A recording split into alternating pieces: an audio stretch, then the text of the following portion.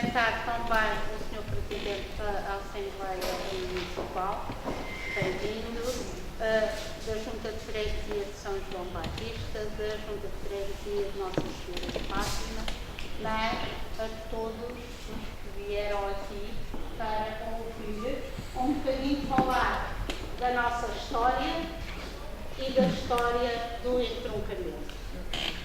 Eu vejo aqui algumas pessoas, algumas caras que já estiveram no passado dia 16 de novembro na Quinta da Capida, na apresentação do livro.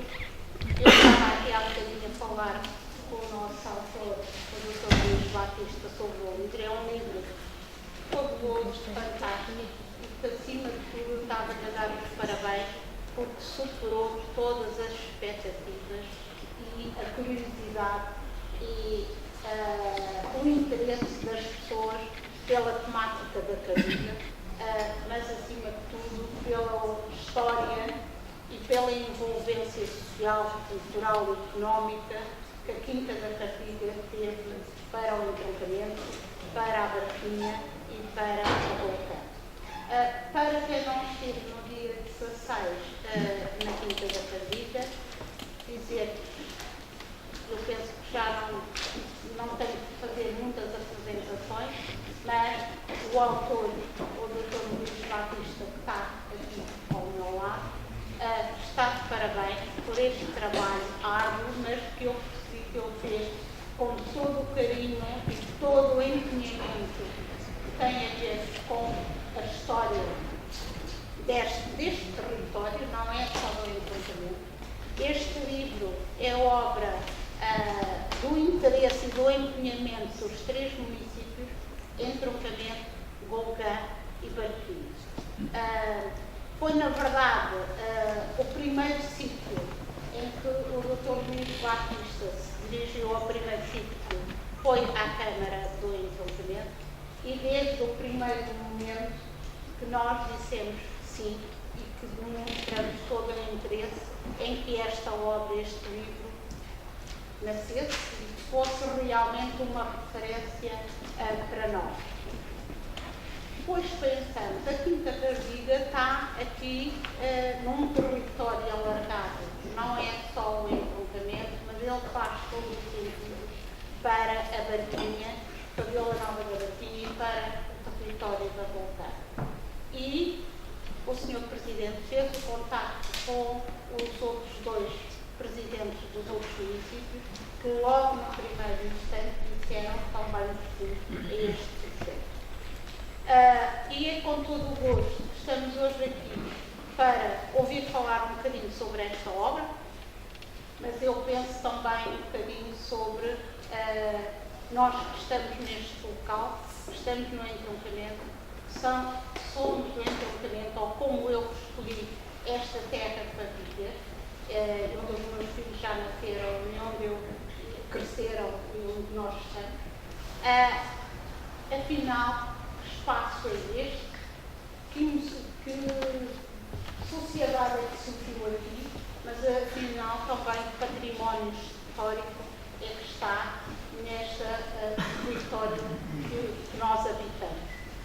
Tenho então aqui comigo ao meu lado direito o autor do livro, o Dr. Luís Batista, que é historiador, é professor, mas também como historiador da história local, e também o professor Ricardo Ferreira. Muito obrigado por estar aqui hoje.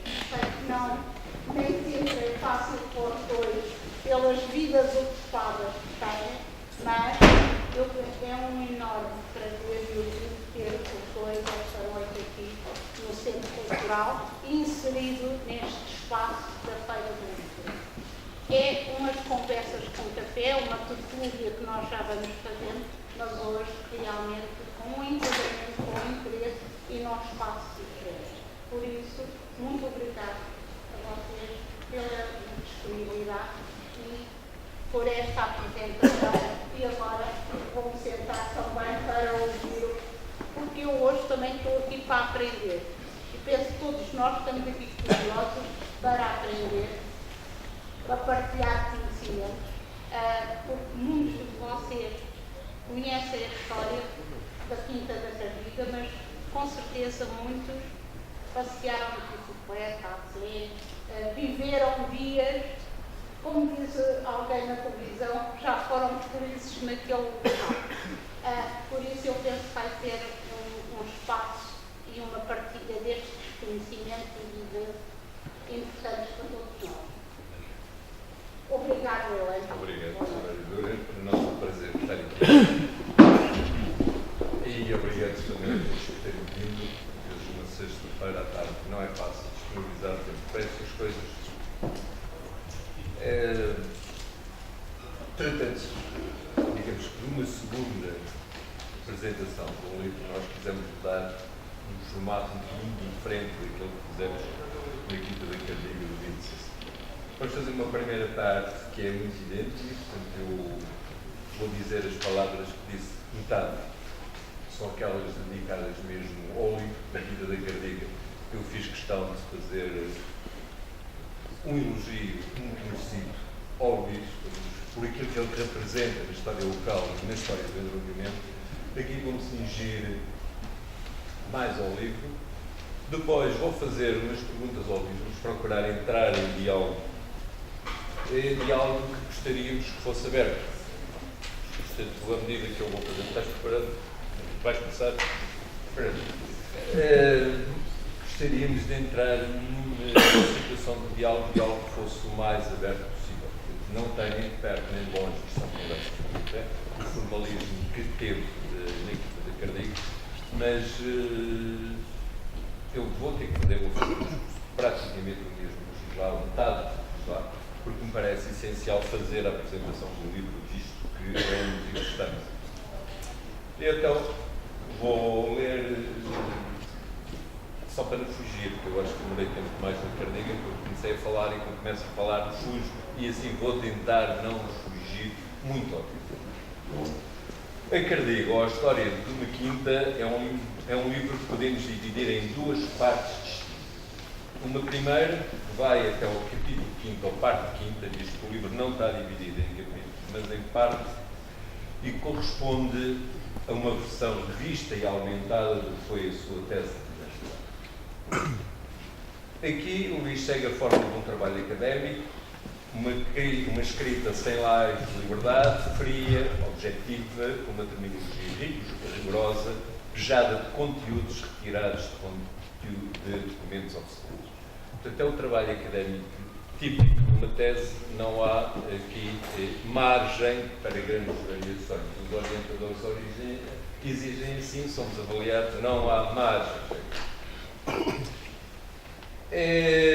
Esta parte é centrada nas ordens militares e se associarmos aos trabalhos que Silvio Conde centrou na região de Tomar e do distrito de Santarém, de Ângela Beirão com Santarém medieval, de Emília Vasconcelos sobre Abrantes medieval, nos estudos das confrarias de Torres Novas e das cartas de foral de Abrantes e também de Torres Novas, este trabalho contribui decisivamente para a compreensão da medievalidade da margem direita. Ou seja, há trabalhos sobre a vida administrativa, há trabalhos sobre toponímia, havia vários trabalhos que incluíam a região, mas não havia propriamente um trabalho sério sobre as ordens religiosas. Há muita bibliografia que nós sabemos sobre os templários, feito sobre os templários propriamente dito, há algo muitas vezes abstrato, mas de concreto sobre a presença deles aqui e como se organizou a presença deles não havia. Voltar-se a verdade. Portanto, é algo de profundamente inovador e é algo muito importante para a compreensão da história de todo este espaço. Mas, passado este capítulo, o Luís vai se afastar daquilo que é o academismo clássico de uma tese de mestrado e vai quase de uma forma entrar quase que em diálogo com os leitores. Portanto, Em cada capítulo, o Luís abre os subcapítulos com bom jeito, em cada página abre os parágrafos que lhe apetece e em cada livro as notas de rodapé que forem necessárias para contar o que sabe e o que lhe vai na alma. É como se quisesse dizer ao leitor, ver algo que eu descobri, esta não sabias tu, esta descobriu há pouco tempo e ainda está quentinha. Por vezes fica a sensação de que o tema, pela sua abrangência, foi apenas um pretexto para escrever tudo o que tinha para dizer. Se cingisse ao tema, se seguisse a metodologia da primeira parte, tinha a matéria para pelo menos mais de uma dúzia de artigos. É como se, ao relatar este evento, o Luís tivesse uma história para contar sobre cada uma das pessoas que aqui estão. Há uma narrativa, mas ele abre um capítulo, abre um parágrafo e vai contando histórias, pequenas histórias que cativam as pessoas.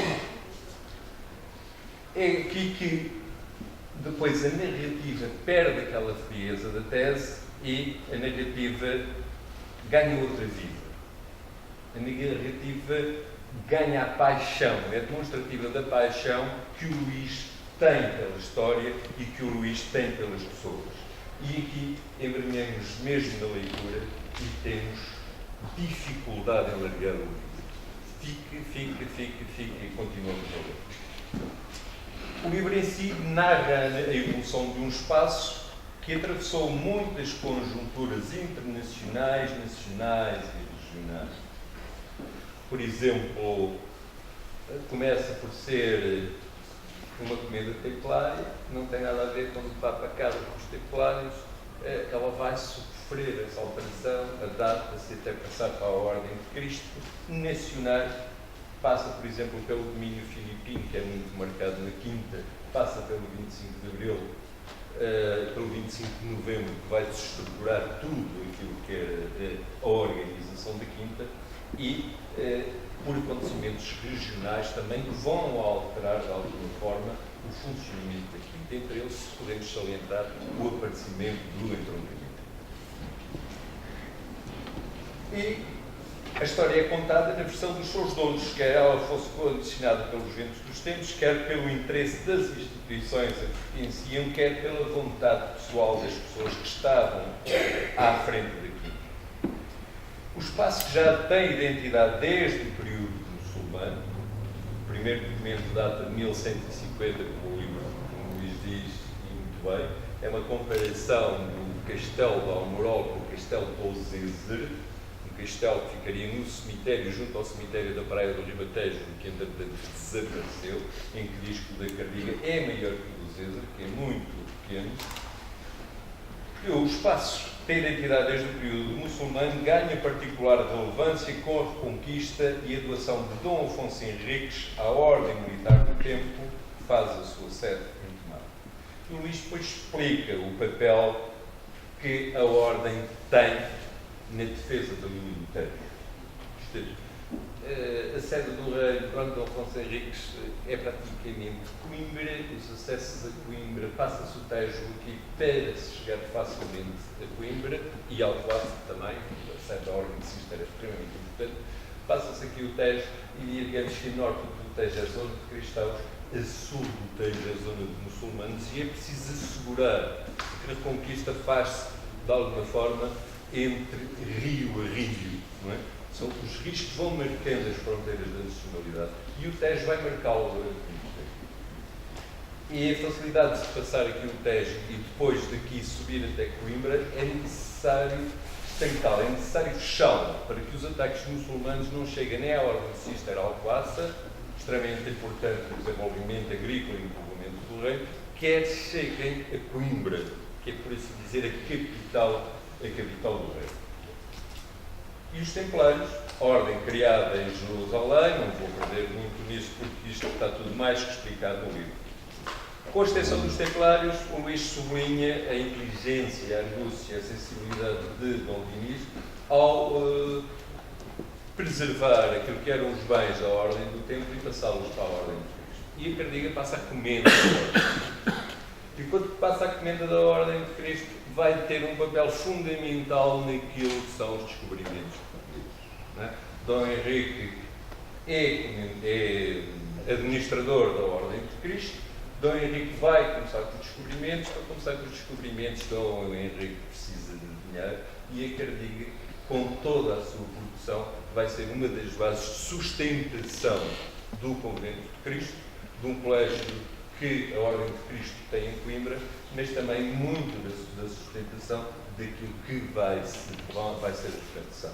Não esquecemos que e agora perdeu aqui o nome, como é que é o comendador Frei Gonçalo Velho, que é um dos povoadores dos Açores, foi comendador de Cardiga.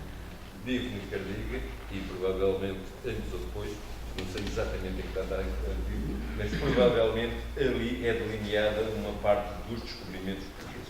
Não esquecer que um espanhol diz que em 1415 se constroem navios de grande porte nos Ilhas, provavelmente terão a ver com essa história da expansão, é que Dom Henrique, como todos sabem, não é alheio e que a Ordem de Cristo está muito presente e a Cardiga é uma das comendas principais, é uma das principais fontes de rendimento da Ordem, está presente nesta grande epopeia dos descobrimentos. Passando esta fase, portanto, chega-se ao século XIX, ao fim da extinção das ordens religiosas. A Cardiga é então comprada, os bens, as ordens religiosas são extintas com o liberalismo, a Cardiga é posta à venda, é comprada na altura por 200 contos. É uma família, a família dos Lima, em 1836, que vai adquirir aqui. E aqui tem, ganha, então, uma nova perspectiva, uma nova dinâmica. Quem são estes Limas? São burgueses lisboetas. E estes burgueses lisboetas procuram o liberalismo, obviamente a sua oportunidade de alargar os investimentos, de enriquecer com novos investimentos, e esta burguesia vai investir sobretudo em terras. Por isso, quando vemos as eleições para as Cortes Constituintes, vemos que a maior parte dos eleitos são burgueses rurais. Vão investir, para além das atividades económicas que já tinham, vão investir muito na ruralidade e são eles que vão comprar a Quinta da Cardiga. E a Quinta da Cardiga, aí provavelmente, a par de todas as outras que já existiam no Conselho da Bulgã, vai se tornar uma das quintas, do ponto de vista produtivo, das mais ricas que este país tem.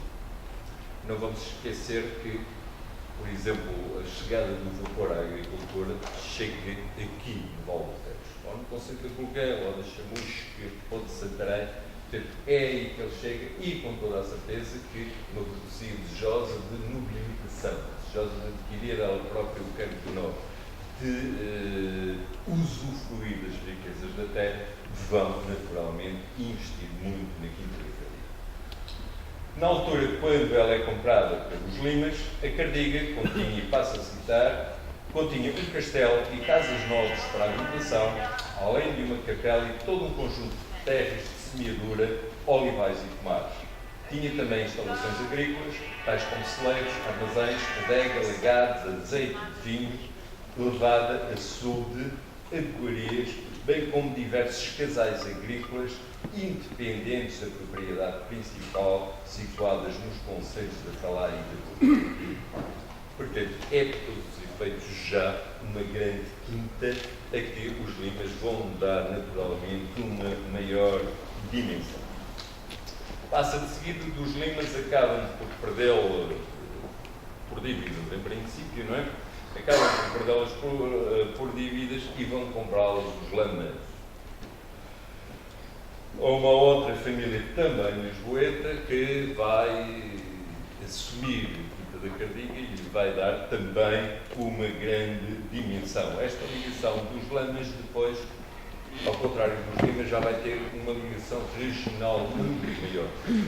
A herança deles, e ao ligarem-se por casamento, por exemplo, aos Piocchio, que então moravam na Atalaia. Portanto, isto é uma família de origem italiana que passa por Espanha e trabalha sobretudo nos caminhos de ferro. Isto tem alguns problemas políticos e está a caminho da América do Sul, aproveita o início da construção dos caminhos de ferro em Portugal como uma oportunidade de negócio e fica por cá. Vai conseguir vários contratos com os caminhos de ferro, nomeadamente as pontes, por exemplo, da linha de Estoril, as pontes da linha da Beira Alta e uma série de construções, entre as quais a estação do entroncamento, e eles acabam por ficar por aqui. É também dos Lamas, portanto, dos seguidores dos Lamas, que vem médico da Barquinha e que depois acaba por ser médico também nos caminhos de ferro. Mas, passados os Lamas, vêm os Sommers. E com os Sommers, a coisa ganha uma outra dimensão. 1898, a família Sommer compra a Quinta da Cardiga. A família Sommer, que depois se vai, portanto, tem 3 filhos. Portanto, o Luís, não é? O Luís Sommer Andrade e 2 filhos. Portanto, a Dona Branca e a Dona Fernanda. A Dona Branca vai casar com o Dr. Rui de Andrade. E aí já temos, para além da toponímia dos Sommers todos aqui no entroncamento, já temos o Dr. Rui de Andrade que, no mínimo, dá numa escola, não é? Já temos o Dr. Rui de Andrade e depois temos a outra, a Fernanda, que vai casar com o Jorge de Melo, Dom Jorge de Melo. Portanto, se tínhamos a chegar a 1910, ainda tinha o Dom, porque ele era conde de Mursa. Já tinha passado em 1910, já era só Jorge, já não tinha Dom nenhum. Na altura republicana, o Dom caiu. E acabam por ser as 2 famílias que ainda hoje são proprietárias da Quinta, obviamente com todos os seus descendentes. Aqui, o Luís, e falamos novamente de método, eu gosto muito de falar destas coisas das metodologias da história e do rigor da história. O Luís opta claramente, portanto, já tinha optado pelos Lamas, e aqui então é muito claro. O optar por a documentação, a história faz através da leitura destes documentos, sobretudo ali para a terceira de fila do Lama direito, são meus alunos, no 12º. A história faz-se a partir dos documentos. O Luís opta aqui com os Lamas e, sobretudo, já com os Sommers, por arquivos, muitos arquivos que são arquivos pessoais. E a história torna-se quase, não perde o rigor da história como ciência, porque se continua fundamentada em documentos, mas ganha uma dimensão mais pessoal. O Luís começa a falar das famílias que nós conhecemos, das pessoas que nós conhecemos, e isto torna-se tudo para nós algo de família. Essa opção foi naturalmente uma boa opção. E começa a recorrer às fontes orais. As pessoas começam naturalmente, têm memória daquilo que foi. Portanto, já agora, quem esteve na Cardiga reparou, por exemplo, os representantes das famílias do Dr. Rui de Andrade e do Sr. José Maria, não é? Melo. Acho que eram, senhores pai da minha idade, ou mais velhos que eu, não é? Porque a minha mãe se referiu a eles como os meninos. Então, estavam lá os meninos. Nasceu lá, fez lá a vida para eles. Portanto, eles eram os meninos da Quinta da Cardiga. Então, estiveste lá, foi aquilo, foi bonito, e os meninos estavam lá. Se eu soubesse, tinham dito que eles eram os meninos. Porque eles não sabem que eram os meninos da minha mãe. Portanto, vai recorrer já muito a fontes orais, e ao recorrer às fontes orais, dá uma outra dimensão a tudo isto. A família Falcão, portanto, o Luís de Oliveira de Sommer, casa com Adelaide Sofia de Oliveira de Falcão, e aqui vai acrescentar um grande património à Quinta, sobretudo também aqui na região, portanto, em Constância e do outro lado, no Riado, aumentando consideravelmente os bens da família. Pronto. Depois, isto para saltar, eu disse que ia demorar 10 minutos ou 15, se calhar já me ultrapassei. Estou bom. Pronto. Passamos um bocadinho para a dita obra benemérita, se quisermos, aqui da Cardiga, porque a relação com a Quinta da Cardiga é fundamentalmente uma obra de memória. Nem toda a gente está de acordo comigo, eu sei que sim, mas queria normalmente às elites fazer daquilo que o Estado não fazia. A previdência social não existe, os seguros de saúde não existem, etc. E, sobretudo, a assistência social era que cabia à Igreja fazê-la. À Igreja ou às grandes elites. Essas grandes elites no entroncamento não existem. O entroncamento nasce do caminho de ferro, as elites do entroncamento são as pessoas dos caminhos de ferro. Portanto, é o chefe do depósito, é o chefe da estação, é o chefe das oficinas, são as elites do entroncamento, que são voluntárias, vivem do ordenado delas. Ganham melhor ou pior, mas não passam de voluntários que ganham do ordenado deles. Portanto, e a Cardiga, porque também tem extensos olivais, tal como a Quinta da Pontepera, mas a Cardiga tem extensos olivais onde o entroncamento vai crescer, sobretudo a parte sobre o entroncamento, vai desempenhar aqui esse mesmo papel de assistência social que muita gente não exerce, de benfeitora do entroncamento. Portanto, dá os terrenos para a Escola do Vendrão, ajuda na construção da igreja, faz a construção da igreja, colabora ali, dá o terreno para o cemitério, paga contas disto, paga as contas daquilo, depois iremos falar destas obras uma a uma para divulgar. Eu tinha aqui mais ou menos uma listagem feita destas obras. Pronto, não me vou demorar mais, portanto, o livro é, como já disse, é a história da Quinta. Começa algumas coisas antes da Idade Média, mas depois não interessa nada. Começa com a posse dela enquanto recomenda dos Templários, passa para a Ordem de Cristo, e o livro faz uma referência aos proprietários da Quinta, às produções da Quinta, à organização social e política da Quinta, do ponto de vista técnico, aos próprios métodos de cultivo e tecnologias da Quinta. Há umas partes onde há mais documentação melhor, noutras pior. E é sem dúvida nenhuma um livro muito importante, porque não apaga, e eu acho que isto é muito importante, não apaga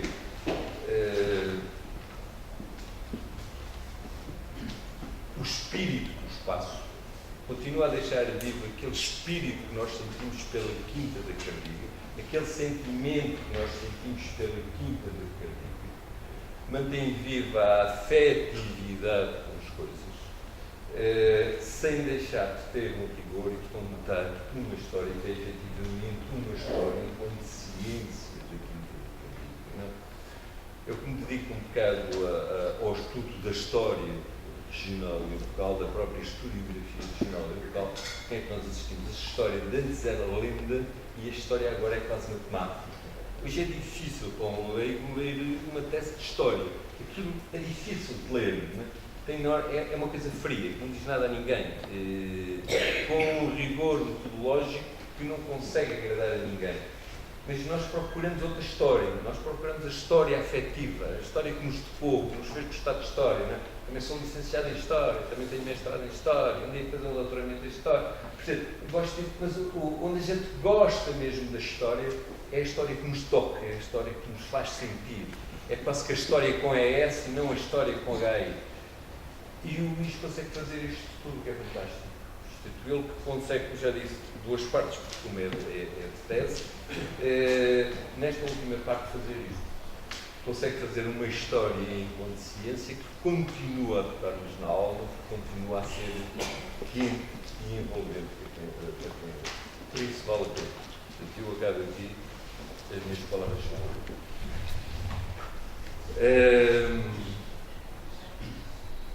Não sei se alguém quer participar aqui, entrar no diálogo, dizer alguma coisa.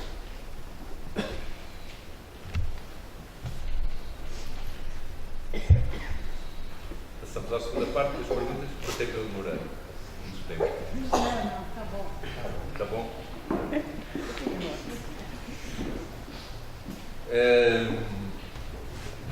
Passamos às segundas partes.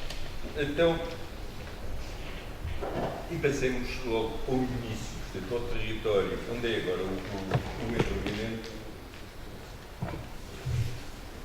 ao território onde é agora o entroncamento, e é aqui uma coisa, haverá aqui algumas pessoas de história, mas a maior parte será, se calhar, simplificar isto melhor possível. A Cardiga vai se situar, o entroncamento, entre aquilo que são os termos do Concelho de Santarém, o termo do Concelho da Atalaia e o termo do Concelho de Torres Novas. Olha isto, o que é isto dos termos dos concelhos? E exatamente nestes termos se conhece os limites destes termos, onde é que eles acabam, onde é que eles começam, como é que se dá tudo aquilo. Portanto, vai dizer que o Concelho de Agulgã já é do século XVI, é muito mais tardio, e o Concelho de Barquinha já é do século XVIII. XVIII ou XIX? XIX já é do século XIX. Portanto, o Concelho da Atalaia e o de Tancos vão se extinguir para dar origem depois ao Concelho da Barquinha. Portanto, já é do século XIX. Portanto, nós estamos numa terra que é termo do Concelho de Atalaia e termo do Concelho de Santarém. Então, boa noite, obrigado por terem vindo. Nós hoje estamos, e cada vez vamos perdendo a capacidade de ler. Estão ali alunos, o Carlos, eu também tive vindo hoje, fiz um teste ao 12º, e eles não querem ler. As respostas até lá estão, não é? As respostas até lá estão, nos documentos, mas não querem ler. Então, o que é que acontece? Respondendo aos termos, aqui na nossa zona, antes de haver entroncamento, como é evidente, é o ponto de confluência de três, precisamente ali a Ponte da Pedra, mas a Ponte da Pedra ainda não existia. Era a Ponte da Atalaia. E depois veio a dar a Ponte da Cardiga e só a Ponte da Pedra a partir de 1625. Os termos o que são? Os termos é o território do concelho, excluindo a vila. Portanto, a Vila de Santarém, naquela altura era vila, não era cidade. A Vila de Santarém tem ali a cidade, a vila em si, o povoamento em si, com as muralhas, depois tem os arrabaldes e depois tem o termo. E o termo de Santarém vinha a pé, à Ponte da Atalaia. Isto é referido no numeramento 1529-32. Porque diz lá claramente que o termo de Santarém vai até à Ponte da Atalaia. Onde é que era a Ponte da Atalaia? Temos que andar para trás, não é? Ponte da Pedra, Ponte da Cardiga e Ponte da Atalaia. Porque a Atalaia era um grande concelho. Antes da vida Atalaia, quem é que era isto? Era Torres Novas. Torres Novas é que superintendia a região. É o concelho mais antigo que existe aqui na nossa zona. Quando vieram fazer a Atalaia, quando vieram fazer a Atalaia, foram os juízes de Torres Novas que vieram aqui demarcar o sítio. Havia muita ladroagem, já tínhamos vias de comunicação e, portanto, eles vieram e fizeram duas póvoas. Aqui não são cartas de povoamento, é a povoação da Aceiceira e a povoação da Atalaia. E há duas cartas, numa fala nestes dois sítios, na outra fala precisamente em mais um local, fala no que é hoje a Quinta da Lameira. No Sobral da Lameira fala na Quinta. Essa depois não foi avante, ficou a Quinta, mas a Atalaia concretizou-se e também, como disse,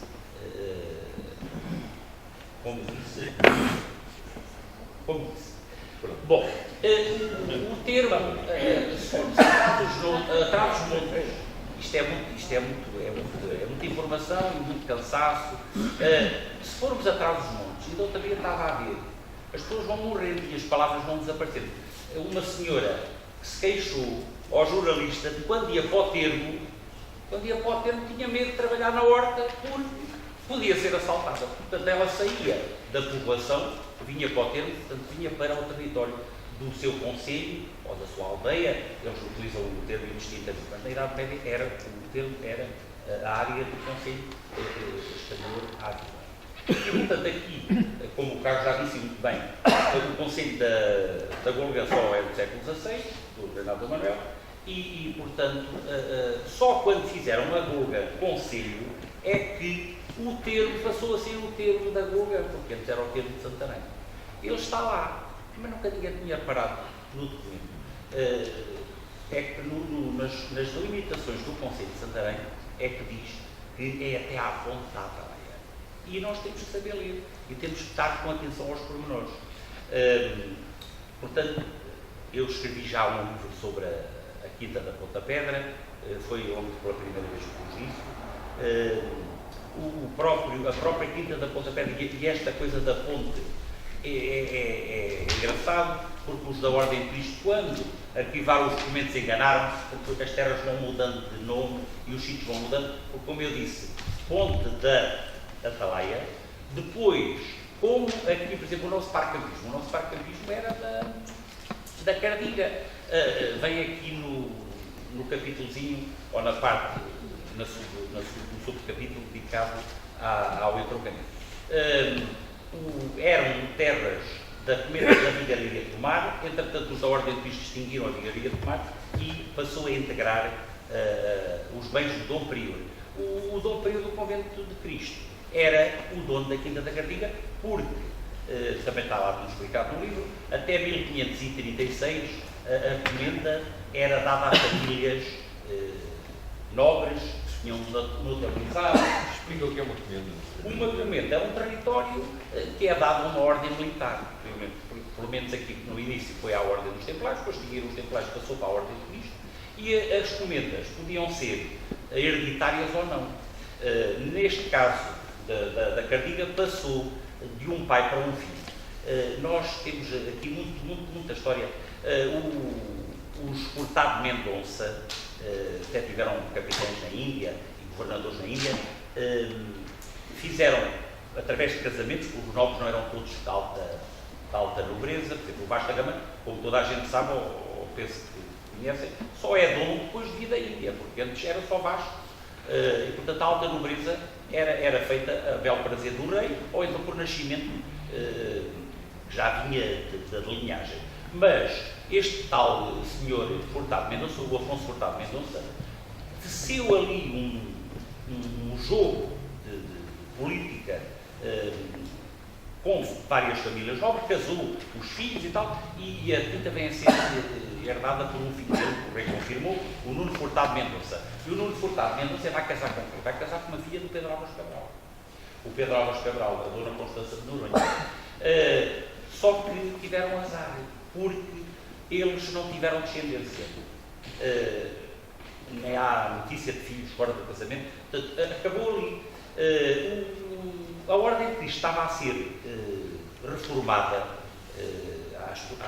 Quem gosta da Ordem de Cristo não gosta do Frei António de Lisboa, porque o Frei António de Lisboa era frade da Ordem de São Jerónimo, foi para a Espanha, depois esteve no Mosteiro das Berlindas, e vem o Dom João III, que é um caso para estudar, a psicologia deve estudar isso. O Dom João III era traumatizado, porque o Dom João III, o pai casou 3 vezes e a última noiva era para ele e o pai tirou-lhe. Portanto, o Dom Manuel casa 3 vezes. E ele ficou sempre ali com aquela original, como podemos dizer. Ele quis ainda casar com a madrasta. Nesta altura não era muito aconselhável. Por exemplo, o rei de Inglaterra, o Henrique VIII, casou com a viúva do irmão, e depois aquilo não deu bom resultado, porque ele não teve filho. O rei depois vai afastar, quem é da história sabe essas coisas, mas enfim, o que é que vai fazer o Dom Prior do convento de tomar o Frei António de Lisboa? O Frei António de Lisboa, portanto, o Dom João III arranjou maneira dele transformar a Ordem de Cristo, e transformou a Ordem de Cristo de freiros militares que eles eram, em freiros com eventuais de clausura, que nunca tinha sido. Então, ele, por exemplo, destruiu os túmulos na igreja de Santa Maria do Olival, fez assim umas coisinhas que não foram muito bem feitas. E ele vai então pedir ao rei, uma vez que o Nuno Furtado de Mendonça tinha morrido e não tinha deixado descendência, que a Cardiga, que era já uma grande propriedade nessa altura, viesse para os bens do Dom Priorato de Pomar. E assim foi. E, portanto, é a Cardiga, como o Carlos Henrique disse, que vai alimentar a comunidade, porque a comunidade não eram só os frades que estavam lá, eram os criados dos frades, eram as famílias dos criados dos frades. Assim, na documentação dos registros de batismo, dos registros paroquiais, aparecem muitos, o casal do não sei o quê, que são criados dos frades da Ordem de Cristo, muitos lagares da Ordem de Cristo aqui na nossa zona, porque a Cardiga não tinha, como nunca teve, território continuado. Havia sempre privados que tinham terrenos lá metidos, nem os homens nunca tiveram, mas voltando. Então aquilo era tão importante, era tão rico, agriculamente, não é? O padre da Golgã diz que destas terras no século XVIII, em 1750, a seguir ao trabalho de 1758, diz, nos inquéritos paroquiais, diz que estas terras são tão ricas, eram das cheias, claro, que têm 3 produções ao ano. Um sobrinho meu disse, é impossível. Não é impossível, é mesmo verdade, porque as terras eram tão ricas e férteis que davam 3 produções por ano. Ele diz que é só por causa da água da chuva, mas esqueceu-se depois de dizer que havia cheio, não é? E, portanto, os bens da Quinta da Cardiga vão subsidiar toda o convento de Cristo, os frades, que agora eram freios, de clausura, e o colégio de Coimbra. No século XVIII, todas as ordens religiosas querem ter um colégio em Coimbra, e os da Ordem de Cristo também não ficaram atrás, e, portanto, arranjaram lá um colégio. É o sítio onde hoje está a cadeia penitenciária de Coimbra. E, portanto, ali os bens iam daí. É engraçado, porque há um frade que diz que havia muita gente que não concordava que os estudantes se alimentassem ou fossem providos com os bens da Cardiga, e gostava de saber como é que eles se alimentavam. Eles não podiam trabalhar para se alimentarem, mas ele diz que havia lá dentro do convento que não gostavam. Por exemplo, isto tem a ver com as nossas raízes. Nós temos aí o Ribeiro de Santa Catarina, ou o Ribeiro de Santa Catarina. Ninguém sabe já quem é que foi a Santa Catarina, a não ser que foi uma parte da Alexandria, mas Santa Catarina era uma ermida dentro dos terrenos da Ordem de Cristo. E por isso é que ainda temos um nome, que é na toponímia, nos nomes dos lugares, que os nomes ficam. Quando nós entramos aos portões grandes, a capela podia estar no mapa, se fosse encontrar, do lado esquerdo. Portanto, nós fomos com aquela áurea e depois os portões grandes eram os portões de acesso à quinta, os novos que ainda lá estão. Os pequenos eram os mais de serviço, que estão aqui ao fundo do nosso hospital, que já não estão, porque a casa já está toda destruída. Mas, portanto, imaginem, um era a porta de serviço, o outro era a porta das visitas. E, portanto, aquilo, como eu disse, era tão importante que vai alimentar toda aquela teia lá de tomar da reforma do Frei António José. Portanto, o Frei António fez o que o Dom João III lhe pediu e reformou um bocadinho ao belo presidente. Há lá um frade que escreve lá, que era sobrinho dele, mas já nasceu depois dele ter morrido, e então diz que o Dom João III que lhe dava folhas em branco e ele assinava, era cheio em branco. E a orientadora, lá, a Arguento, quando eu disse, não estou a ver o Dom João III a assinar folhas em branco. Olha, também não estou. Mas assinou porque há lá folhas onde se vê que a assinatura do rei foi escrita, tem grande margem, quem estuda sabe essas coisas, consegue, pelo método, seguir lá, e depois a escrita está muito até a distância das assinaturas, é bastante grande. E portanto, como eu disse, o Dom João III realmente depois meteu a Inquisição em Portugal, essas coisas todas. O Papa nem queria, mas o Dom João III fez força contra meter a Inquisição em Portugal. E o Dom João III é um caso de estudo, é um caso de estudo da psicologia. Mas eu não sou da psicologia. Faz favor, continua. Não sei se falei demais, respondi à tua questão, ao termo. Ok. Porque então o terreno da Cardiga, vamos só passar por cima disto, portanto, aqui distribuição de terrenos medievais, portanto, temos os concelhos, não é? E depois temos os senhorios, não é? Portanto, trata-se de um senhorio religioso. Um senhorio de uma ordem monástica. Monástica. Ou um couto. Seguramente se diz, não é? Se aplica ao feudalismo, cá nunca houve, não é? Mas, entre aspas, aplica-se depois também à parte. Portanto, esses terrenos, como são doados, esse couto, visto que vão abranger o Castelo de Louseza, não é? Praia do Ribatejo. Depois o Castelo de Almorol, não é? Já construído por Bolívar. E o Castelo da Garriga, portanto, todo este couto é um couto fundamentalmente junto ao Tejo. Portanto, estas terras, os coutos eram terras imundes, não é? Terras imundes, não pagam impostos, os funcionários do rei não entram lá. E, no entanto, diz a lei que todas as terras que não são doadas, não fazem parte da doação, são terras particulares, estão sujeitas a inscrições, confirmações, etc. Portanto, notar-se alguma coisa disto para a Quinta da Cardiga ou A Quinta da Cardiga. todos os terrenos que são adquiridos não fazem parte da doação, portanto, não são terras isentas, não é? E isso acontece na Quinta da Cardiga ou não? Da Quinta da Cardiga, no início era só um território, portanto, Almorol, a Cardiga, havia quinta, a quinta é só no século XVI, quando eles começam a falar de comendo as quintas e cai a comenda e fica a quinta. Até onde hoje está o cemitério da Praia do Ribatejo. Depois, quando eles dividem as comendas, o Almorol fica no meio, a Cardiga está deste lado, mas a parte do Castelo de Louseza continua a pertencer à Quinta da Cardiga.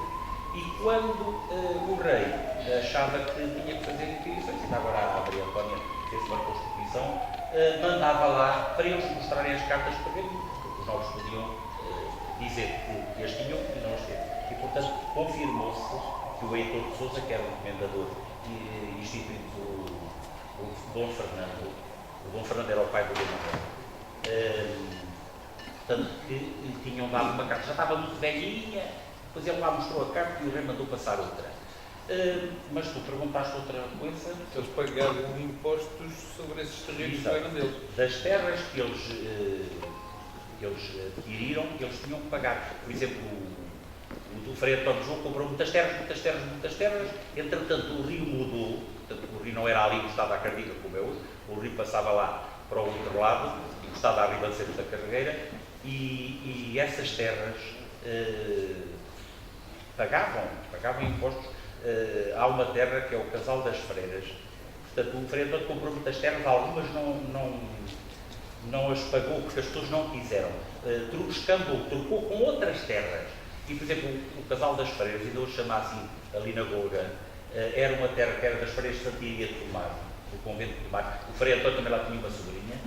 E essa terra, além de pagar uns mois de trigo anualmente às freiras, porque as freiras estavam dentro da clausura e precisavam de comer, também ainda pagava um imposto, isso vem referido no livro do século XIX, no livro antes das Invasões Francesas, no livro dos bens da Ordem de Cristo, aqui à Igreja da Atalaia. Não sei porque é que pagava a Igreja da Atalaia, mas pagava.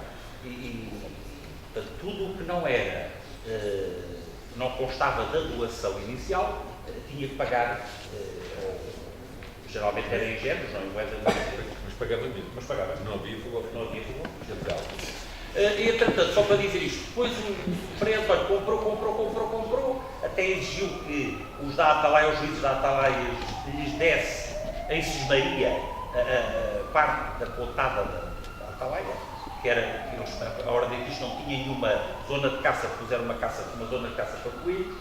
Foi o Dom Sebastião que depois tornou o Dom João defendeu, mas depois o Dom Sebastião volta a reafirmar. Só que, entretanto, com a mudança do rio, as terras que ele comprou vai tudo por água abaixo. O sobrinho que escreveu um livro muito interessante a contar as obras que ele próprio lá fez, porque ele foi lá feitor e que o tio também tinha feito, diz que o comendador de Almorol trocámos as terras com ele. E que eram no Campo da Cardiga, o Campo da Cardiga ia lá desde Tancos até à Malã, e hoje lá está a placa toponímica. E o Conde do Redondo, que era o comendador de Almorol, hoje come rendas, e nós nem comemos as areias que o Tejo nos deixou em vez das terras que nos roubou.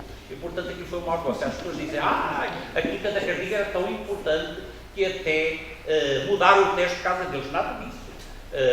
O Tejo veio estragar os planos e as terras à Ordem de Cristo e à Quinta da Cardiga, que era deles. Mas eles arranjaram rapidamente outra forma de fazer rentabilizar os terrenos que lhes sobravam. E a construção deles? Cuida da construção do palácio, não é?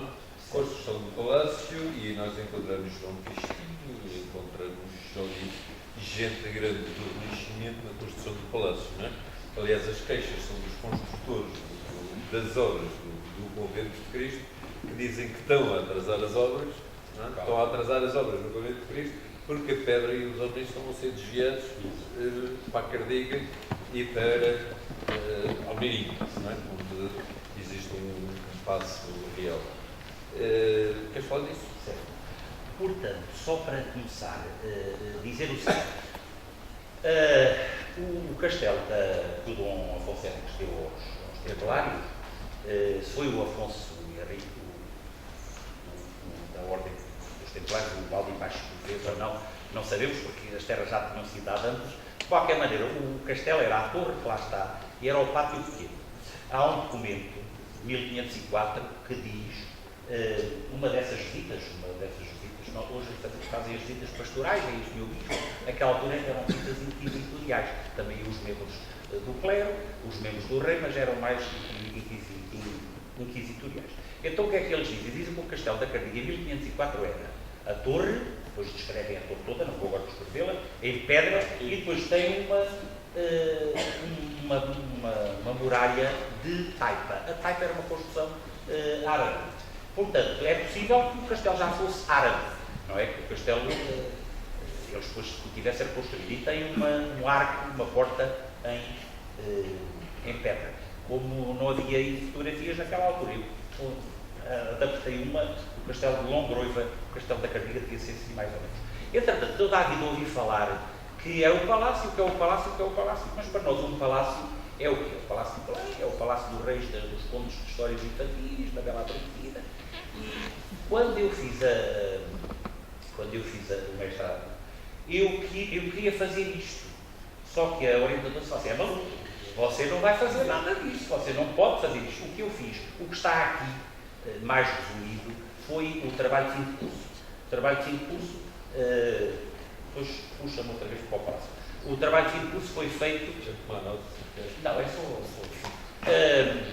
foi feito por um rapaz aqui um condesse, a família deles, os passados também vem aí por causa das terras do aforamento das terras da Marquilina. O condesse fez sobre a igreja da Atalaia e eu fiz sobre a Cardiga. Portanto, o professor disse: eu não quero que vocês façam nada do que os outros já escreveram, façam, mas não havia nada feito. Havia alguma referência e eu depois, quando fui fazer o mestrado, eu queria fazer um livro. Você é maluco, você vai fazer no máximo, dos máximos 100 anos. Eu fiz 100. E então resolvi fazer não, aqui nos documentos começaram a aparecer, resolvi fazer sobre o período de João, a tese era 1529-1630, e consegui fazer sobre o palácio. Então o palácio é mesmo um palácio renascentista, é um palácio que está ali mandado fazer de raiz, claro que integraram o castelo e a torre, não é? E quem é que trabalhou lá? Quem trabalhou lá foi o João de Castilho, que estava nas obras de Pomar.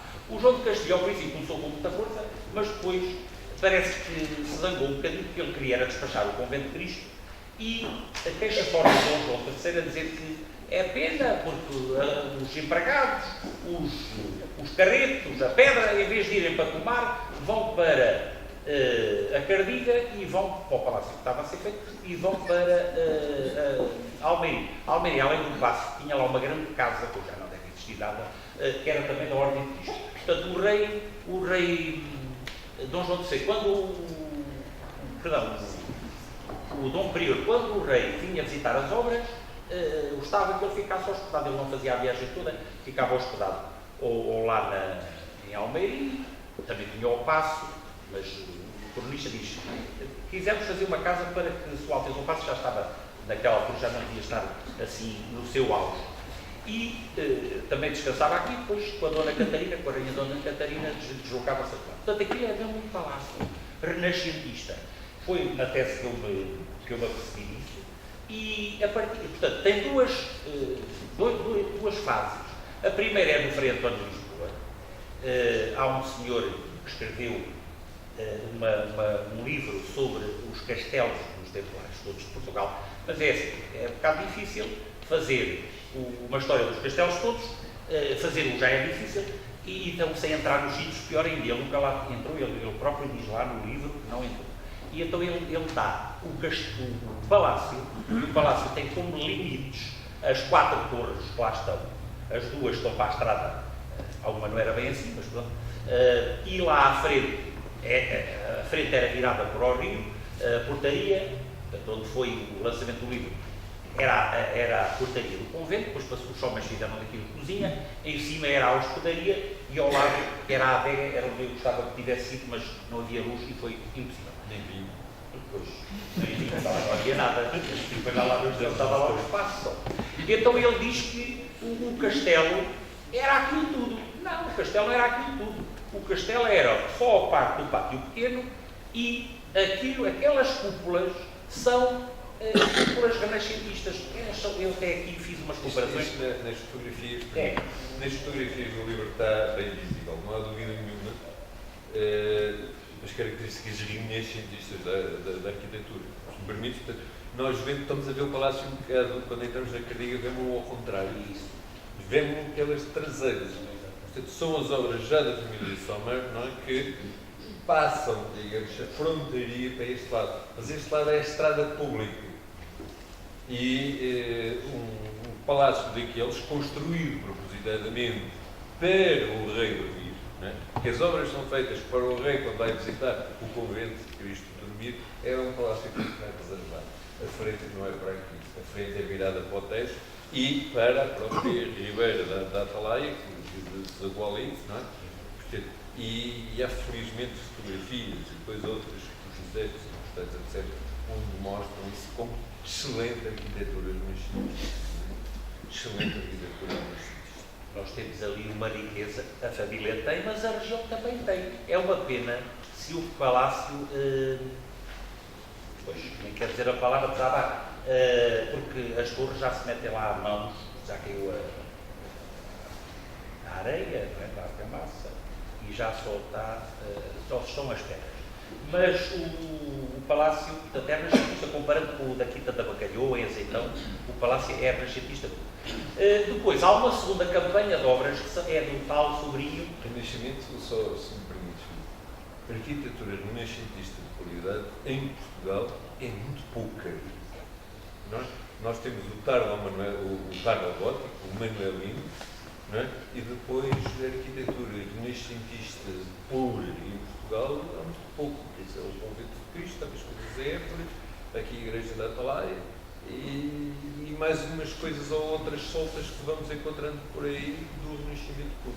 E obviamente não é Renascimento puro, porque tudo quanto é habitado tem vida e o palácio também tem vida própria, tem adaptações às pessoas que lá vão morando, mas ainda é possível, se olharmos ao contrário daquilo que estamos habituados, de ver lá muito daquele Renascimento que é, a meu ver, Por exemplo, os Somers que mudaram a capela para este lado, porque tentaram fazer uma nova entrada, fizeram uma nova portaria, mas ainda consegui encontrar fotografias do século XIX antes dos Somers e que não têm, portanto, aquela, junto à planta da estrada, aquele torreão que está aumentado na sua forma original.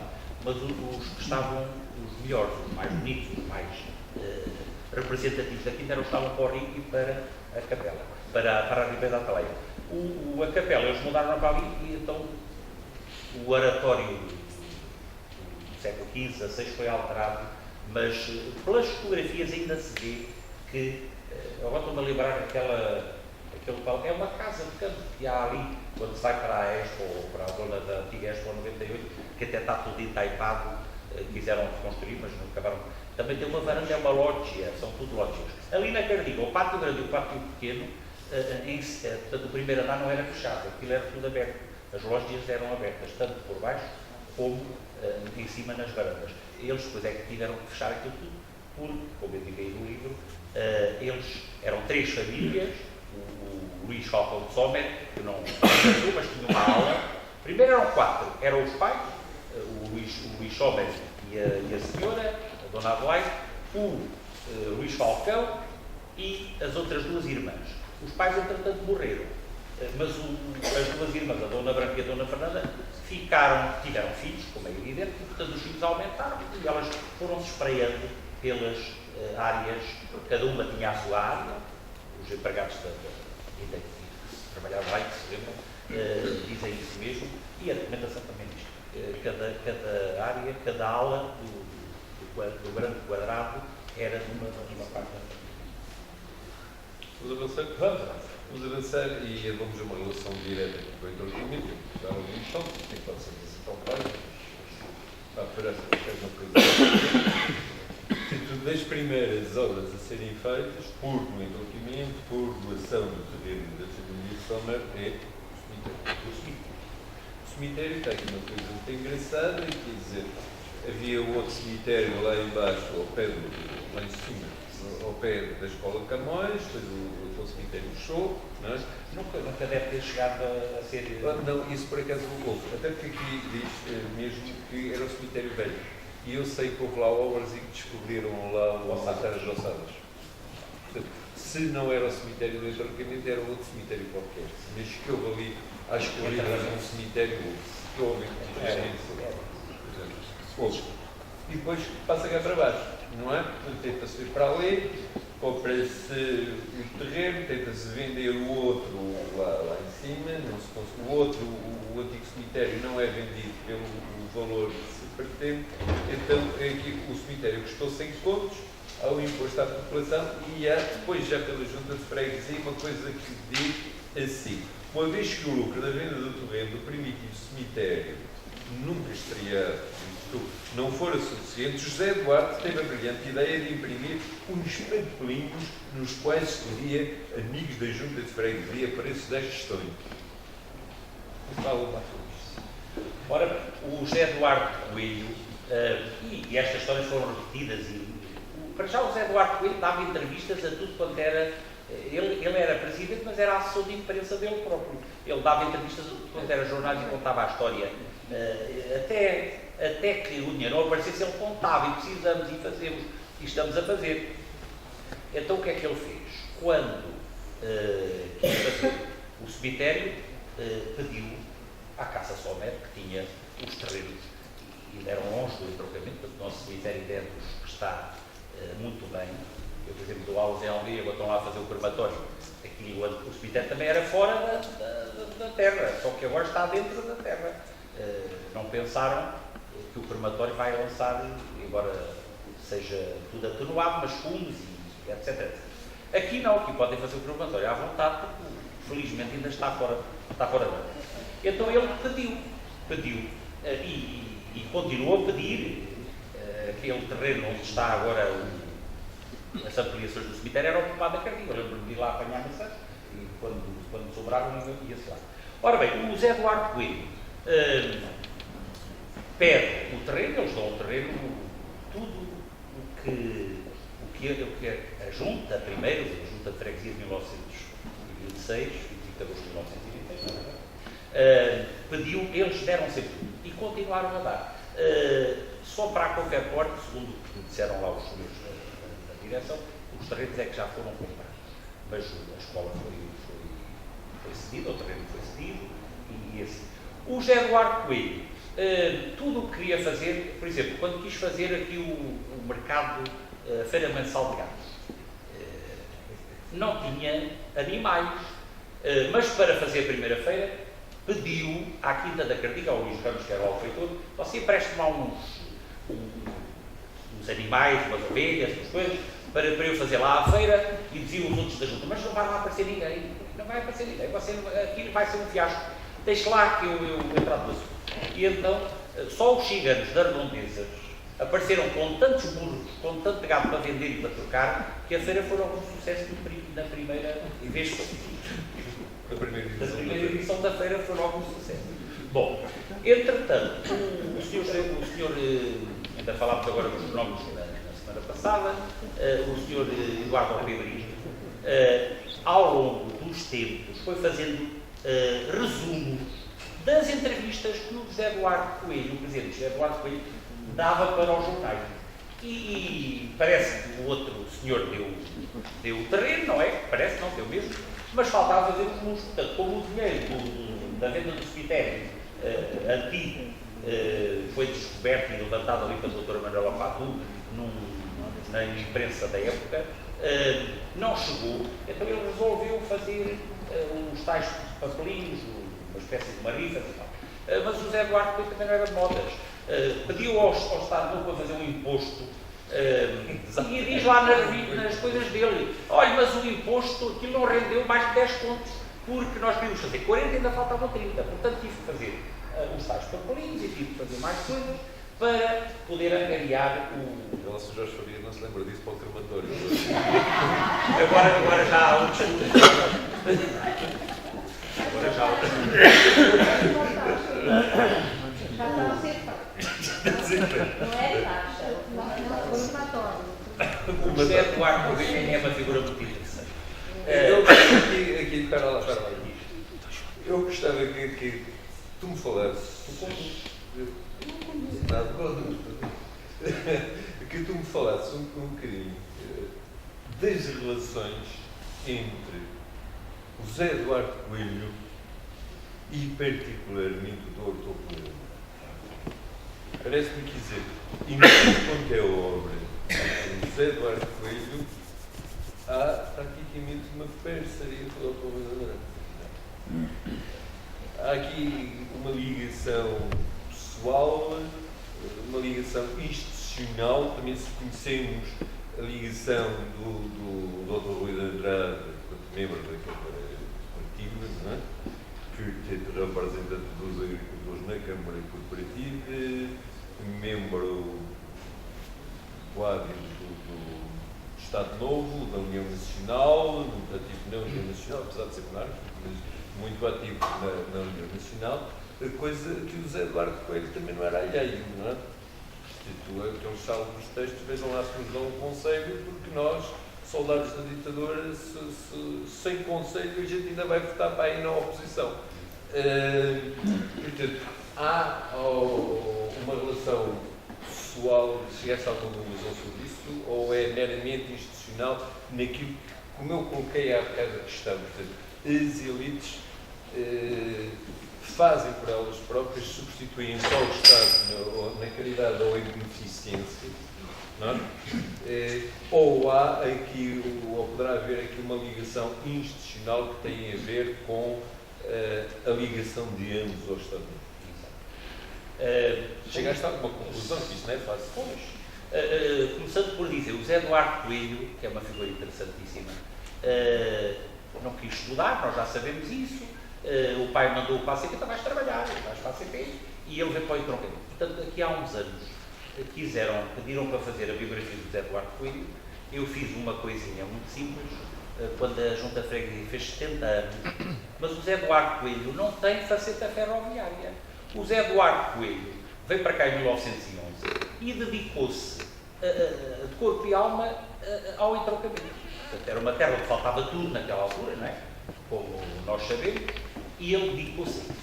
Depois, o José Eduardo Coelho dá-me a sensação que gostava, dá-me a sensação, não tenho a certeza, gostava de ordem. Portanto, da Primeira República, tinha suposta democracia, suposta liberdade, mas a partir de certa altura começa a censurar, a funcionar também. As cartas que vinham dos soldados da Primeira Guerra Mundial eram todas censuradas. Uma colega minha lá em Almeirim encontrou uma carta de um soldado que era ali da Praia do Ribatejo, era pai de pele, e que escreveu à mãe. E aquilo é fantástico.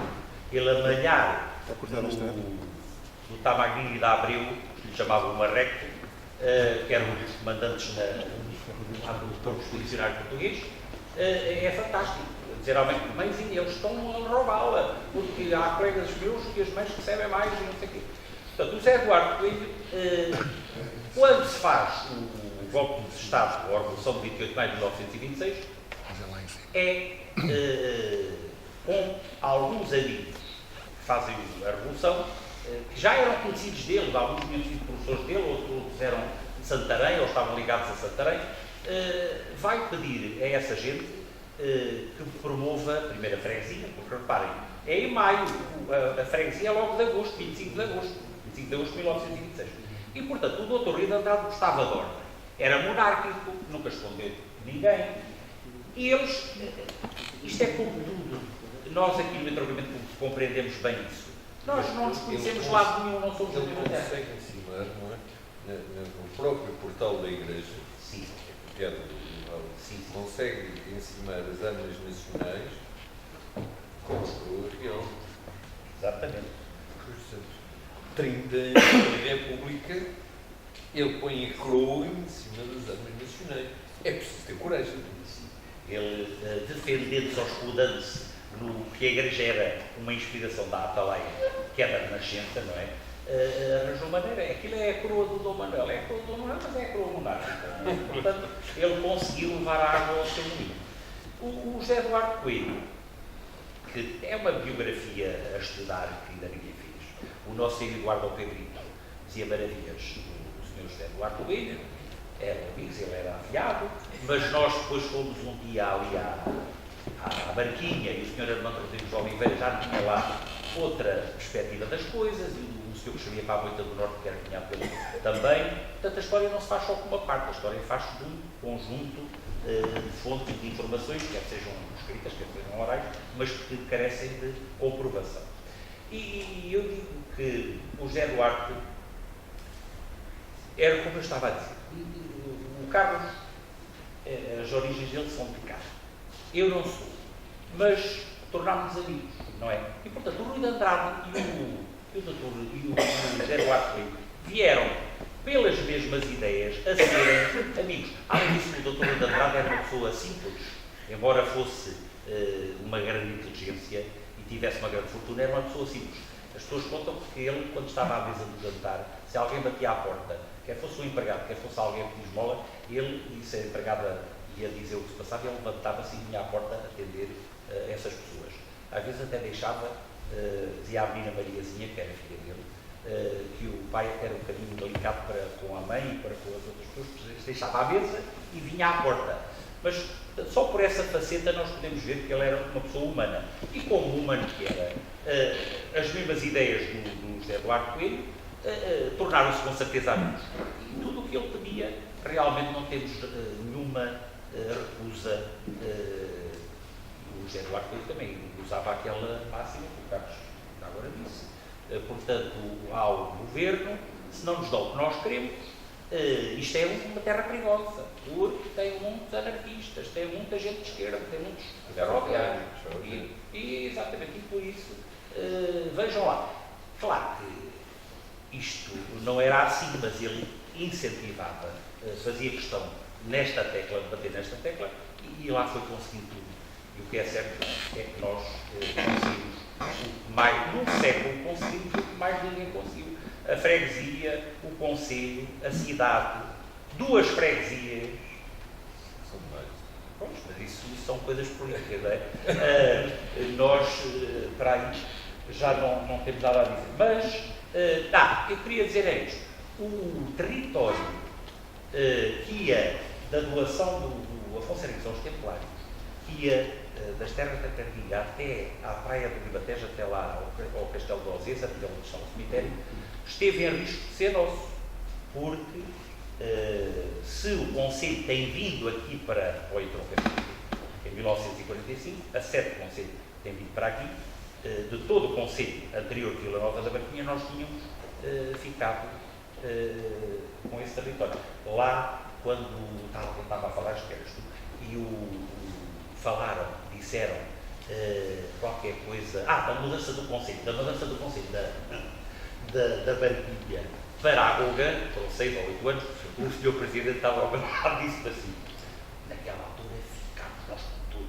Pois ficámos. E nós também podíamos ter ficado. Mas o José Duarte, aí, para não arranjar conflitos com os pobres vizinhos, como ele diz, acabou por não querer passar a sede do Conselho de Vila Nova da Barquinha para aqui e acabou por querer um Conselho novo. somos o segundo concelho mais pequeno do país, não é? Só atrás, Diferenças aí, por exemplo, atrás de São João da Madeira. atrás de São João da Madeira. Mas já agora, portanto, enquanto, por exemplo, a família Sommer sempre apoiou o entroncamento em tudo, puxou Luís Redes, feitor da Quinta da Cardiga, não é? Quando sabe que o Zé Eduardo Coelho está a tentar fazer o que faz aquela salva que tinha o Zé Eduardo Coelho. Tem lá juízo e não te metas nisso porque as coisas estão muito bem como estão, não é? Sim, sim. Até porque ele tinha interesses pessoais, então depois vai estar para ser Presidente da Câmara da Colônia. Portanto, não lhe interessava, ele vivia na Moita, tinha uma quinta na Moita, era empresário, os cimentos Lins, ele era o representante dos cimentos Lins todos aqui na nossa região, e aconselho ao José Eduardo que não se metesse em problemas, digamos assim. Foi o que ele acabou por fazer. Não era inicialmente a ideia dele era, é o que os clientes deixam para fazer, e é o que a exposição diz. Falou primeiro, tantos também foi conselho, agora é a Barquinha, agora chegou a vez da Barquinha ceder legitimamente a vez ao entroncamento. Portanto, as ideias dele no início era apanhar isto. Era apanhar isto. Só que era a depois, mudança da sede. Isso, era a mudança pura e simples da sede do Conselho. Só que tinha oposições na Barquinha e aqui, para não se meterem Na Praia do Ribatejo. Na Praia do Ribatejo. E para não se meterem a Alhadanja, então resolveu fazer Aceitar o Conselho. É mesmo dito, é mais fácil o Conselho. Portanto, se a gente trata disso num instante e arranja aí um Conselho num instantinho do que estar a mudar a sede, porque aí há muita gente. Epá, já lá vamos 1h05. Força, se houver perguntas, senão damos por terminada. Bem, eu também sou José Coelho, mas não sou Eduardo. José Coelho, sou escritor de Viajes e nasci aqui em Anumal, e vinha aqui em Argena, aqui a Serra dos Oleiros, mas lembro-me de estar neste espaço com 7 ou 8 anos, ou menos, talvez, que a minha avó vivia aqui na praça, era uma praça. A minha pergunta vai no seguinte sentido. Eu, logo a seguir ao 25 de julho, fui presidente da Comissão de Melhoramento da Freguesia de Riacho. E caiu-me nas mãos um mono de um livro sobre Riacho. E eu tive que me arrascar e a digo do professor Almeida. E acabava por publicar um livro. A Gráfica Palmeirinha acabou por, na altura, o José Valmonver ao fazer um disco, e nós, os revistas, conseguimos publicar um livro. Claro que o livro passou-me todo pelas mãos, era um mono escrito à mão, era uma monografia, mas eu fiquei com um sentimento de acolhimento espiritual relativamente à Quinta da Cardiga, porque fiquei com a percepção, não sei se estarei errado, eu vou-lhe dar as ideias para depois me esclarecer da minha dúvida, que é o seguinte: pela leitura que eu fico, se faz do livro, está publicado, até tem uma capa minha, é a minha primeira intervenção plástica foi nesse livro, na capa, e a percepção que eu fiquei relativamente a Riacho é que Riacho, de certa forma, foi povoada pela Ordem dos Templários ou pela Quinta da Cardiga, pelas pessoas que habitavam e que eram agricultores e que eram monos.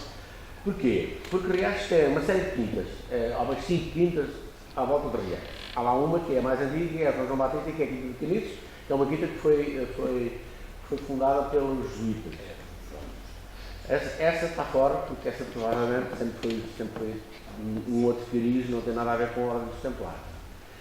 Mas a percepção que eu fiquei é que Riachos tem uma grande influência da Quinta da Cardiga e da Ordem dos Templários nessa coisa. A minha pergunta é o seguinte: na pesquisa que o senhor fez, encontrou alguma relação das quintas de Riachos com a Cardiga?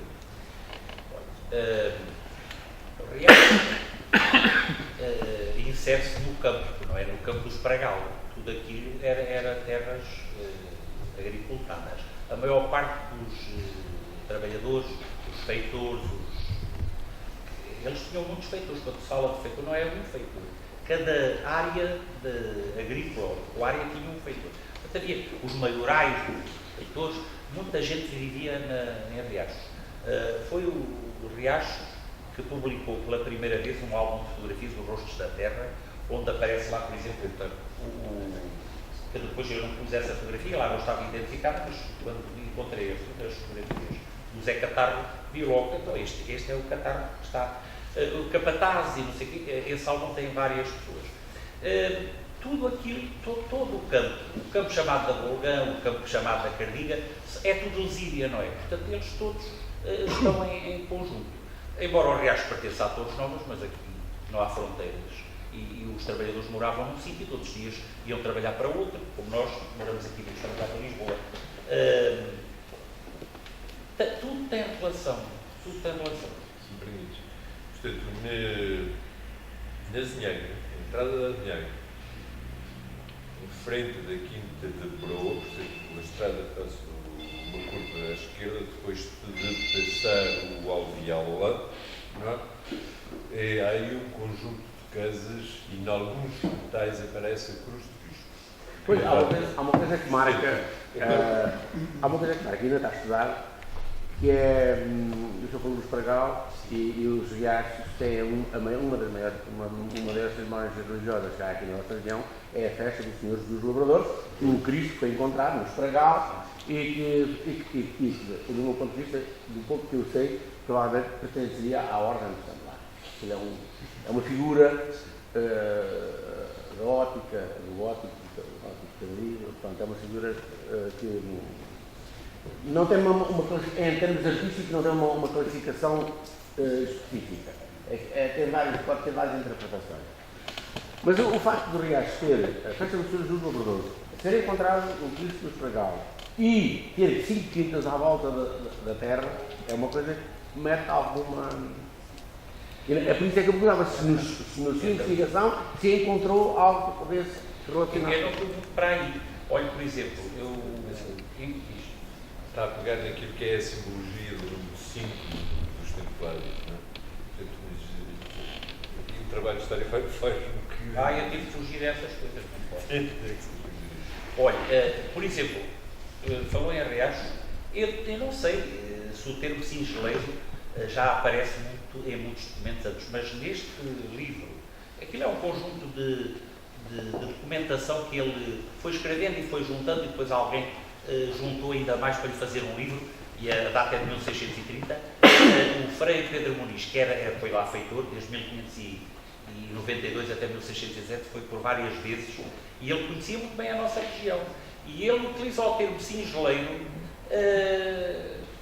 constantemente, e mandei lavrar o campo, e os singeleiros não me davam mais, as terras deviam ser tão duras, que não me davam mais X, não é metros, antes não havia metros, mas X espaço por dia, quando deviam lavrar tanto e não sei o quê. Fala da Ponta Pedra, ainda não Ponta Pedra, Ponta Cardiga, várias vezes, portanto eu para aí não fui, mas eram tudo terrenos agrícolas. Olha, por exemplo, o marco mais antigo que eu conheço, porque os marcos que nós temos aqui na nossa região são todos filipinos, mesmo os que estão em Poça Quinta da Cardiga. Não digo que seja templário, mas da Ordem de Cristo, foi encontrado, por exemplo, no campo da Golgã, por um senhor, e ele não quis que eu revelasse, não revelei, já me permitiu tirar fotografia e foi muito bom. Porque ele andava a lavrar e aquilo estava enterrado, já não estava a servir de marco, como é evidente, estava enterrado, ele desenterrou e foi ver e pensava que era um marco muito mais moderno. E realmente não é um marco que tem a cruz da Ordem de Cristo, pelo menos. É a mesma que a cruz dos Templários. E, portanto, ele lavrou e tal, e foi lá buscar o marco e meteu na casa dele. Pronto. É assim, as pessoas... eu disse, olha, senhor, se eu fosse eu ia levá-lo à Câmara da Golgã. Deixe lá a Câmara da Golgã. Da Câmara da Golgã terá tudo. Pronto. Ele é que o encontrou, ele é que sabe o que é fazer.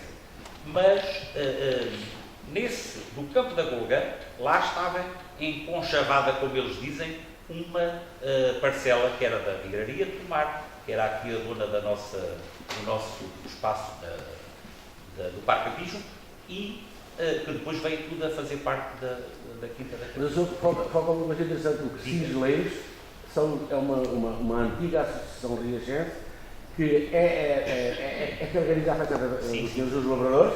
O meu sogro, por acaso, era cisleiro, que trazia com os bois. O cisleiro é um termo. Aliás, era uma terra de cisleiros. Sim, era uma terra de cisleiros. Todos os lavradores tinham uma junta de bois. Eles Era trabalham com os juntas de bois. E o meu sogro foi o último. Os reais são aqueles que trabalham com os juntas de bois também. E depois há aqui uma outra coisa que não está visto, não está estudado, e nós, neste momento, não se sabe a dimensão. Quando é Eduardo Acardiga e o Castelo de Louseza, Eduardo também é feita a doação da Aço de Castelo para se ceder a linha do Tejo, aos Templários, e tudo aquilo que eles conquistarem, 2/3 fica para eles, e 1/3 fica para eles, e 2/3 é entregue ao rei. Portanto, ninguém sabe exatamente qual é a dimensão, qual é o papel deles em termos de reconquista e, efetivamente, o que é que ficou para eles, o que é que eles deram ao rei e qual foi o terço que eles ficaram durante esse trabalho de reconquista. Mas o documento é claro. Dão-nos estes terrenos para eles defenderem o território, para reconquistarem o sul, e dessas conquistas, 1/3 vai ficar para eles. Os outros 2/3 são do reino, 1/3 eles derem com o uso cristão e tal, povoarem e essas coisas todas. E desse trabalho da reconquista propriamente dita, do que foram deles ou não foram, que eu saiba, não há estudos neste momento sobre isso. Porque nós aqui, a região, não sabemos o que foi efetivamente conquistado e o que não foi. Não é? Porque Santarém foi conquistado, Tomar não foi, é disso o Val do Tomar. Abrantes, não é? Que até havia data da reconquista de Abrantes, os arqueólogos já descobriram que não houve reconquista de Abrantes. Por isso, simplesmente, quem lá estava fugiu. Porque os arqueólogos chegaram à Idade Média e perceberam que as estruturas estavam todas intactas. Portanto, não havia nem sinais de destruição, nem sinais de fogo, nem sinais de coisa nenhuma. Pura e simplesmente, quem estava no Cristal de Abrantes, perante a reconquista cristã, não esperou que os cristãos lá estivessem. Bateu asas e foi-se embora, porque começou a ficar preso, e eram homens de coragem, e mais vale ser cobarde vivo que herói morto, não é? E foram-se embora. Exatamente qual o papel deles e com o que eles ficam ou não ficam, nós não sabemos. Por exemplo, porquê da Cruz de Cristo, certo tempo, e depois também há muita confusão no tempo em que foi feito, se fazia bem ou mal, porque é que elas aparecem ali na Azinhaga. Teoricamente a Azinhaga era termo de Santarém. Portanto, não fará grande sentido aparecer ali aquela coisa. Porquê que aparece? Só muita coisa que não é capaz de explicar. Queria só fazer uma pergunta. Qual é a relação do Pinheiro Grande e a Quinta da Cardiga? Pinheiro Grande É uma comenda também. É uma comenda. La Pinheira, como aparecem lá nos documentos do Havia Latim um Bárbaro. núcleo habitacional ou era só... Havia um aglomerado, havia um convento, havia... Na Idade Média, como sabe, os castelos eram de madeira, a maior parte, não é? E as populações dos camponeses, aquilo eram choças, portanto, podia ter havido. Século XII, século XIII, algumas construções, também tem uma coisa templária, não é? Sim. E o pé do Porto do Barqueiro, não é? Ainda lá está o marco da Comenda do Pinheiro. Ainda lá está. Seria uma exceção da Quinta? Seria um outro... Não, eram comendas separadas. Eram separadas. Lá Pinheiro era uma comenda separada da comenda da Cardiga. O convento que existia no alinhamento da Ponta Chamusca cá em cima, que era uma quinta, não recordo. O convento século XV, século XVI. É mais recente. Mais recente, não é? Não tem nada a ver com isso. Não existe. É ali quando nós chegamos à ponte da Chamusca, ali do lado esquerdo, portanto, onde está hoje. Mais do sul, Há ali uma quintazita, não me lembro o nome daquilo, mas houve aí. Não tem grande influência. não tem nada a ver Não com... tem grande relevância nem grande influência. Mas não tem nada a ver com isso. Portanto, aliás, tudo isso, a reconquista faz por rio. Não é? E o que nós estamos a falar é o norte do texto. Depois havemos de chegar ao Sado.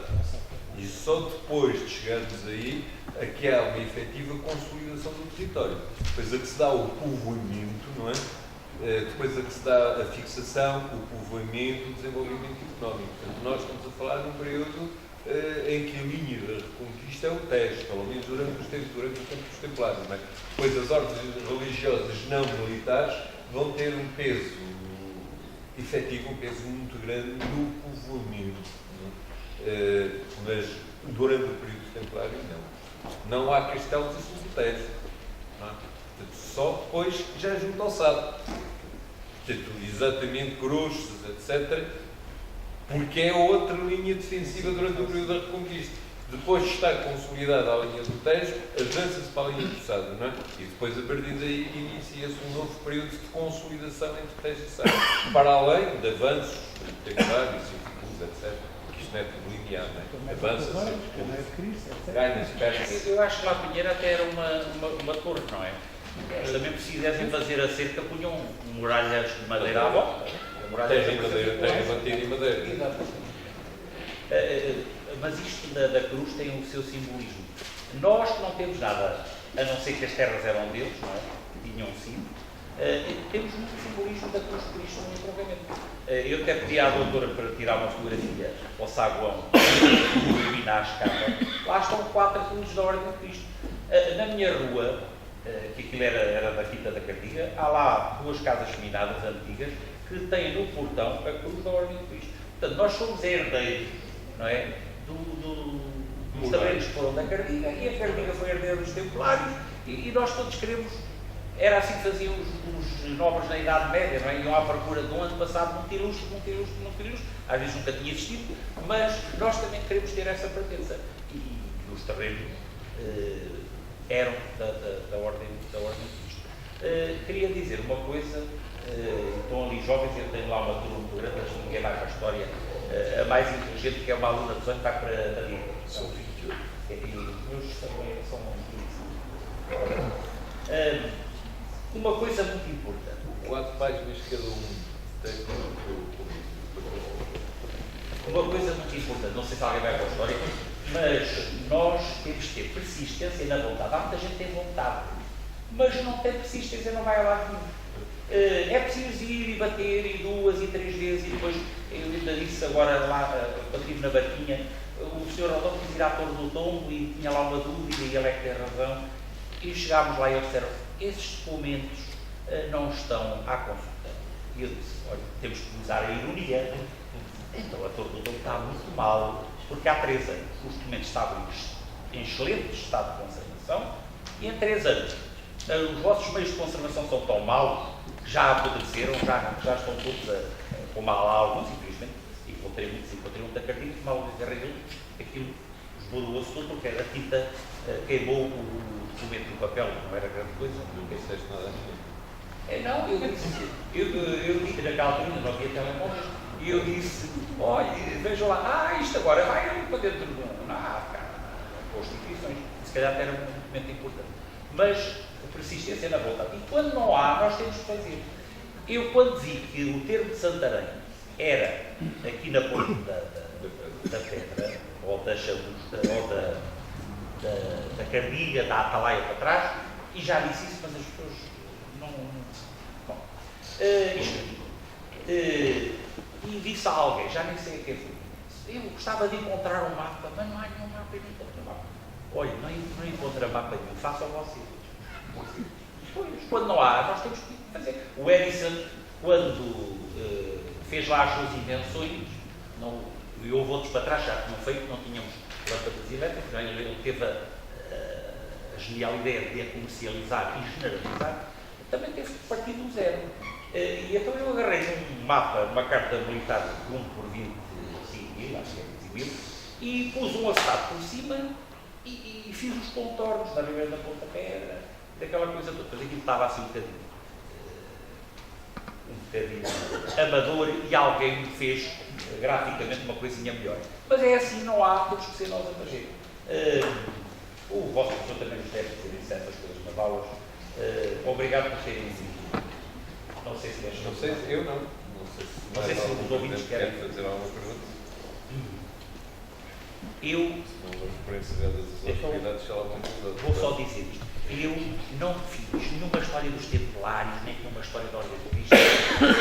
Há pessoas mais conceituadas para fazer. Aliás, a minha orientadora no mestrado, aliás, Já meteu a história da Ordem de Cristo? Já. Tira a história da Ordem de Cristo. Eu tirava a história da Ordem de Cristo. Já pôs a história da Ordem de Cristo? Eu já pus e já tirei, a senhora já mandou. Então ponha a história outra vez. E eu punha. Passados uns tempos, olha, então pôs ou não? Quer dizer, eu já nem sei se pus ou não pus, foi tanta vez. Então, olha, tem lá isso é muito bonito. Quando Flores Novas publicou, era dos Templários, publicou o sumo da tese, a doutora Manuela Patrulha disse assim, mas o Luís não pôs lá a história dos Templários. E a história dos Templários faz lá falta. Eu disse, mas eu tenho lá em casa e um dia vou fazer e vou pôr. Portanto, vem cá, são bolsas folhas, e os outros juros também não precisam de nenhum tratado. O livro, isto é assim, em condições normais, isto já é um livro muito pesado, já é um livro de interpretação, mas só quero conferir. Então, não está aqui nem a história da Ordem dos Templários, nem da Ordem de Cristo. O que aqui está é a história da Quinta da Cardiga. Nós conhecemos a história da Quinta da Cardiga, a Quinta da Cardiga. E, portanto, estão cá as famílias que a tiveram. Mas também não fiz a história da família toda, porque senão nunca mais acabava. Tive, foi sorte, como diz o Carlos, de encontrar pessoas sensíveis e cultas que me facilitaram o acesso aos seus arquivos. E, por exemplo, a família Lamas, com representantes aqui da Casa do Patriarca da Atalaia, que são descendentes do médicos do Dr. Zagalo, foram excepcionais.